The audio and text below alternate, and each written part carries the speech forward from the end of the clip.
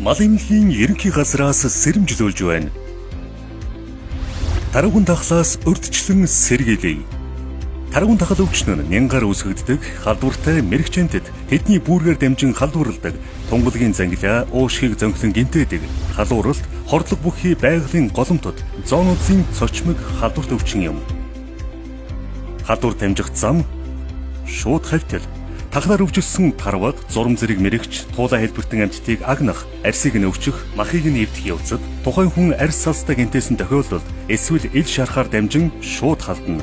Мөн таргун тахлаар өвчлсөн хүнийг асрах, сувилах, халдвартай эд зүйлстэй хамгаалтын хувцсгүйгээр харьцсан бол өвчин халдах эрсдэлтэй. Дам халдвар өвчлсөн мэрэгч амьтдын бөөс, бүрэгт хазуулсан бол дам байдлаар халддаг. Агаар дусал таргун давхлын уушгины хэлбэрээр өвчлсөн хүнээс хүнд дамжин халддаг.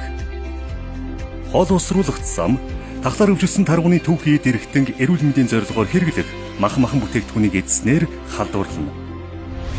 Тиймээс хууль бусаар таруу агнахгүй байх. Таруу зурм зэрэг мэрэгч амьтан туулаа хэлбэртэн амьтдын бөөс бүрэгт хазуулахаас сэргийлж дайжуулагч хэрэглэх. Таргуны түүхий мах эд эрхтэнг хот суурин газарт оруулахгүй, эмчилгээний болон бусад зорилгоор хэрэглэхгүй байх. Таргун дахлын дархлаажуулалтанд хамрагдах.